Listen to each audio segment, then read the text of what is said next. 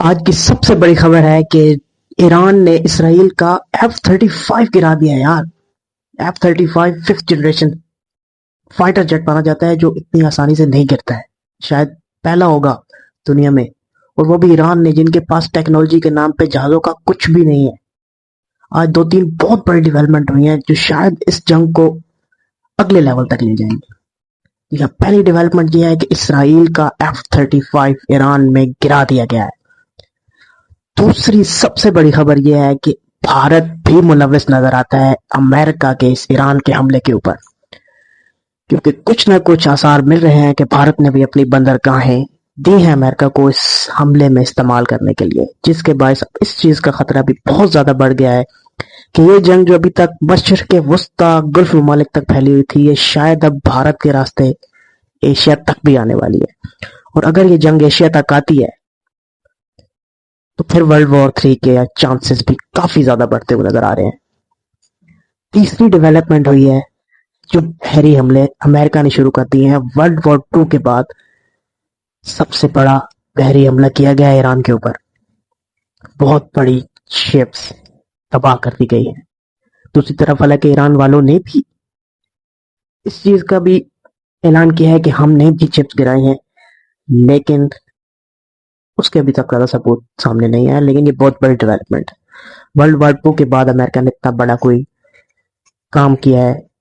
سمندری حدود میں۔ آج کی اور بھی بہت سی ڈیولپمنٹ ہے، جیسے کہ بہت سی جگہوں پہ ایران نے آج پھر تازہ حملے کیے۔ یو ایس ایمبیسی جو تھی سعودی عربیہ میں، وہاں پر بھی آج بہت اچھا ایک، میرے حساب سے مسلمانوں کے حساب سے تو ایک اچھا ڈرون اٹیک کیا گیا ہے، جس کے بعد اس کو بھی کافی حد تک نقصان پہنچا ہے۔ دوسری طرف بہت سے گلف ممالک میں آج پھر سے انٹرسیپشن بھی ہوئے، امپیکٹ بھی نظر آئے، ڈرون وغیرہ بھی نظر آئے، میسائل بھی نظر آئے، لیکن یہ جنگ اب ہتھیاروں کی جنگ سے کئی زیادہ بڑھ کے اب یہ تجارتی جنگ کی طرف بڑھتا ہوا کام نظر آ رہا ہے۔ پیٹرول، تیل، ہر چیز کی قیمتیں اب اوپر جاتی ہوئی نظر آ رہی ہے، گیس کی قیمتیں اب آپ کو اتر جاتی ہوئی نظر آئیں گی، اور یہی وجہ ہے کہ ابھی بڑے ممالک جو ہیں، روس ہو گیا، چائنا ہو گیا، فرانس ہو گیا، وہ ابھی تک سالسی میں لگے ہوئے نظر آتے ہیں، پورے طریقے سے وہ اندر جانے کی کوشش نہیں کر رہے ہیں ابھی جنگ میں۔ حالانکہ برطانیہ اور فرانس نے کہیں نہ کہیں کچھ فائٹر جیٹس کی مدد بھیجی ہے ڈیفنس کے، اٹیک کے لیے ابھی تک ان کی طرف سے کوئی ایسی بڑی کوشش نظر نہیں آئی۔ حالانکہ نیٹو کے کچھ ممالک یہ اثاثے جو ہیں وہ ایران کے میزائل روکنے میں کامیاب ہوتے ہوئے نظر بھی آ رہے ہیں، اور کچھ نہ کہیں وہ اپنا حصہ ڈال بھی رہے ہیں۔ لیکن یہ جنگ، اگر میں نے پہلی بات آپ سے کی، اگر بھارت کی طرف آتی ہے تو اس جنگ میں پاکستان بھی کہیں نہ کہیں شراکت دار بنتا ہوا نظر آ سکتا ہے آپ کو، اور یہ جنگ ایشیا میں آ کر کافی زیادہ شدت اختیار کرتی ہوئی نظر آئے گی، کیونکہ دوسری طرف سے ایران نے بھی ابھی تک یہ اعلان کیا ہوا ہے کہ ہم نے ابھی سب سے ہائی کوالٹی کے جو میزائل ابھی تک ہم نے استعمال ہی نہیں کیے ہیں، اور وہ میزائل جب آپ کو میدان میں نظر آئیں گے تو یقیناً اس جنگ کی شدت بڑھتی ہوئی نظر آئے گی۔ ٹرمپ بھی یہ دعویٰ کر چکے ہیں کہ ہم نے ابھی تک اپنا سب سے بڑا حملہ نہیں کیا ہے، وہ بھی جب اپنا سب سے بڑا حملہ کرتے ہوئے نظر آئیں گے تو یقیناً اس جنگ کی شدت آپ کو مزید بڑھتی نظر آئے گی، آگ مزید تیز ہوتی ہوئی نظر آئے گی آپ کو۔ کچھ خبریں یہ بھی چل رہی ہیں کہ ایران نے نیوکلیئر ٹیسٹ کر لیا ہے، 4.3 شدت کا زلزلہ محسوس کیا گیا ہے ایران میں، لیکن ابھی تک اس کی سچائی واضح نہیں ہے،